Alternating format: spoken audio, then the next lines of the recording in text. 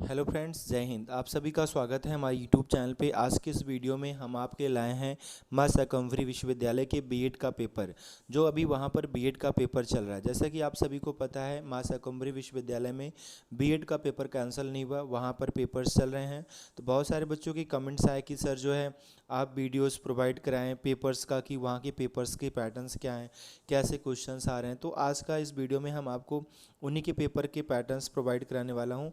पूरे पेपर को हम रिव्यू करेंगे, जैसा कि एक स्टूडेंट से मैंने मांगा जिनके थ्रू हमें पेपर मिला है, तो उस पूरे पेपर को आज के इस वीडियो में हम रिव्यू करने वाले हैं। कौन कौन से क्वेश्चंस आपके आए हैं, और हमने इनके इंपॉर्टेंट क्वेश्चंस के वीडियोस ऑलरेडी पहले से अपलोड कर रखे हैं। अगर आप जाके वहाँ पर देखेंगे तो आपको लगभग क्वेश्चंस वहाँ से मिलेंगे जो हमने बता रखे हैं, वहाँ से सारे क्वेश्चंस आपके मैच कर जाएंगे। तो जो लोग भी चैनल पे पहली बार विजिट कर रहे हैं, आप लोग सब्सक्राइब कर लीजिएगा इस चैनल को, क्योंकि यहाँ पर जो भी आपके लेटेस्ट अपडेट होंगे वो हम आपको टाइमली ला के देते हैं। आज हम जिस पेपर का रिव्यू कर रहे हैं, यह पेपर आपका है growing up as a learner, अधिगमकर्ता का विकास। जैसा कि आप सभी को पता है, यहाँ पर लॉन्ग टाइप के क्वेश्चंस आए हैं। प्रत्येक प्रश्न आपका 16 अंकों का है और यहाँ पर 3 प्रश्न हैं। पहला प्रश्न जो आपका आया है, अथवा अथवा करके सारे प्रश्न हैं। पहला प्रश्न है, define the terms educational psychology, explain aspects and natures of educational psychology. शिक्षा मनोविज्ञान से आप क्या समझते हैं, इसकी प्रकृति एवं विविध पहलुओं की व्याख्या कीजिए। ये आपका पहला प्रश्न था। अथवा करके यहीं पर क्वेश्चन आया है, बुद्धि एवं विकास में अंतर बताते हुए पियाजे के संज्ञानात्मक विकास के सिद्धांत का विस्तार पूर्वक वर्णन कीजिए या व्याख्या कीजिए। आप जाके हमारा इंपॉर्टेंट क्वेश्चनों की लिस्ट देख लेना, आपको ये क्वेश्चंस वहाँ पर मिल जाएगा। हमने वहाँ बता रखा है कि पियाजे का संज्ञानात्मक विकास इंपॉर्टेंट है और इसे आप सभी जरूर पढ़ लीजिएगा। यही प्रश्न आपका एग्जाम में आ गया है और पहला ही क्वेश्चन है जो कि मैंने ऑलरेडी वहाँ पर बताया था। दूसरा क्वेश्चन है आपका, थार्नडाइक के अधिगम सिद्धांत का विस्तार पूर्वक व्याख्या कीजिए। ठीक है, तो ये भी क्वेश्चन मैंने वहाँ पर बता रखा है। इसका दूसरा क्वेश्चन आप देखेंगे अथवा करके यहाँ पर क्या दिया गया है, तो उसको देखते हैं हम लोग। तो यहाँ पर दिया गया है, अभिप्रेरणा का क्या तात्पर्य है, बाह्य तथा आंतरिक अभिप्रेरणा का मध्य अंतर स्पष्ट कीजिए। ये सारे प्रश्न हमने अपने इम्पॉर्टेंट प्रश्नों के वीडियोस में ऑलरेडी पहले से बता रखे हैं। अगर आप जाके उन्हें वॉच करते हैं तो कहीं ना कहीं आपको ये सारे प्रश्न वहाँ पर मिलेंगे। तीसरा प्रश्न जो आपका आया है, बुद्धि के समन्वय को समझाते हुए स्पीयरमैन के बुद्धि विकारक सिद्धांत को स्पष्ट रूप से विवेचना कीजिए। एक्चुअली में बच्चों प्रश्न यहाँ पर बहुत फोटो इसका बहुत छोटा सा है, तो मैं रिकॉर्डिंग कर रहा हूँ तो बहुत ध्यान से देखना पड़ रहा है, तो आप समझ सकते हैं। और वहीं पर अथवा करके जो क्वेश्चन आया है, व्यक्तिगत का मापन क्यों आवश्यक है, व्यक्तित्व मापन क्यों आवश्यक है, व्यक्तित्व मापन हेतु प्रयुक्त होने वाले विधियों को व्याख्या करना था, वहाँ पर वो क्वेश्चन आपका था। ठीक है, तो इस तरीके से आपके इन सारे पेपर का आप स्क्रीनशॉट ले लीजिएगा, बाद में आप अच्छे से देख भी सकते हैं। आपका लघुत्तरीय प्रश्न आता है और यहाँ पर पहला प्रश्न है, आप सभी को पता है 4 प्रश्नों का जवाब देना है। 16 अंकों के होंगे, 4 प्रश्न 4-4 नंबर के। पहला प्रश्न है, शिक्षा तथा मनोविज्ञान के मध्य संबंध पर प्रकाश डालिए।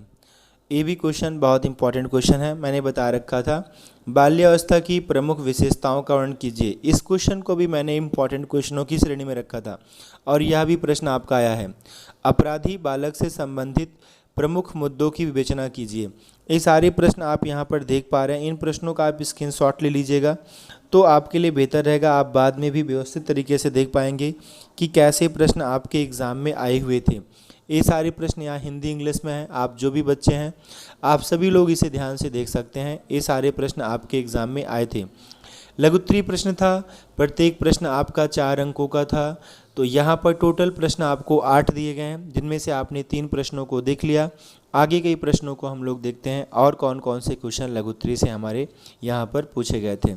जैसा आप देख पा रहे हैं, अगला क्वेश्चन है जो कि बहुत छोटे में दिख रहा है मुझे, छात्रों के मानसिक स्वास्थ्य को प्रभावित करने वाले कारकों का वर्णन कीजिए। चौथा प्रश्न था।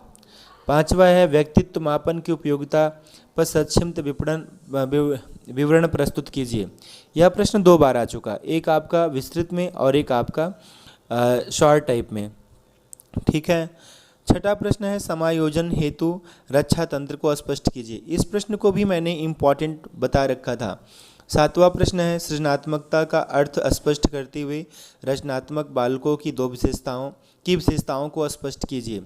ये सारे प्रश्न हमने कहीं ना कहीं अपने इम्पॉर्टेंट प्रश्नों की श्रेणी में रखा था। जो बच्चे पढ़ के गए होंगे अच्छा करके आए होंगे, जो बच्चे CCS के हैं अभी पढ़ लेंगे तो आप अच्छा करके आएंगे। तो आपसे यही कहेंगे कि आप पुराने वीडियो जाके एक बार फिर से वॉच करिए कि हमने कौन कौन से प्रश्न वहाँ पर व्याख्या किए थे। अधिगमकर्ता के विकास की बात करें तो हमने पूरे इनके यूनिट की व्याख्या कर रखा है। हर एक यूनिट के जो इम्पोर्टेंट क्वेश्चंस हैं सबके हमने वीडियोस अपलोड कर रखे हैं, तो आप जाके वहाँ से देख के अच्छी तैयारी कर सकते हैं। अब भी 8वां प्रश्न यहाँ जो आपका आया है, बालक की अधिगम प्रक्रिया को प्रभावित करने वाले प्रमुख कारकों का वर्णन कीजिए। ये आपका 8वां प्रश्न था। इस तरीके से ये सारे प्रश्न आपके एग्ज़ाम में आए। अति लघु उत्तरी से 8 प्रश्न आए थे, जहाँ पर आपको 4 प्रश्नों का जवाब देना था। प्रत्येक प्रश्न के लिए आपके 4 अंक थे और कुल इस तरीके से आपको यहाँ पर 16 अंक मिल जाते हैं। बात कर लेते हैं अति लघु उत्तरी प्रश्नों की। यहाँ पर टोटल क्वेश्चन आपके 10 आए हैं, जिनमें से 8 प्रश्नों का आपको आंसर करना है। प्रत्येक प्रश्न आपके 2 नंबर के हैं। प्रत्येक प्रश्न आपके 2 नंबर के हैं और इस तरीके से 8 प्रश्न आपके 16 नंबर के हो जाएंगे। यहाँ पर जो आपका सबसे पहला प्रश्न आया है, मनोविज्ञान की 2 परिभाषा दीजिए। मनोविज्ञान की 2 परिभाषा दीजिए। तो आप मनोविज्ञान का परिभाषा दे सकते हैं। ये तो क्वेश्चन हमने बता ही रखा था कि ये भी क्वेश्चन आपका इम्पॉर्टेंट है। वहीं पर दूसरा देखेंगे, साइकोमेट्रिक तिथि विधि। साइकोमेट्रिक विधि से आप क्या समझते हैं? ये क्वेश्चंस भी आपका बहुत इंपॉर्टेंट है। ये क्वेश्चंस जो कि आपके एग्ज़ाम में आया। आगे भी बहुत सारे क्वेश्चंस यहाँ से आपके CCS में फंस सकते हैं। CCS के जो पेपर्स होने वाले हैं, ऐसा नहीं है कि यहाँ जो क्वेश्चंस आए बिल्कुल वहाँ नहीं आएंगे। यहाँ के क्वेश्चंस भी वहाँ हो सकते हैं, तो आप बिल्कुल भी इसका टेंशन न लें। आप सिर्फ पढ़ाई करें, यहाँ के बहुत सारे क्वेश्चंस आपके वहाँ भी फंस सकते हैं। थर्ड क्वेश्चन की बात करेंगे तो भाषाई विकास की 2 विशेषताएँ लिखिए। ये आपका तीसरा प्रश्न है कि भाषाई विकास की 2 विशेषताएँ लिखिए।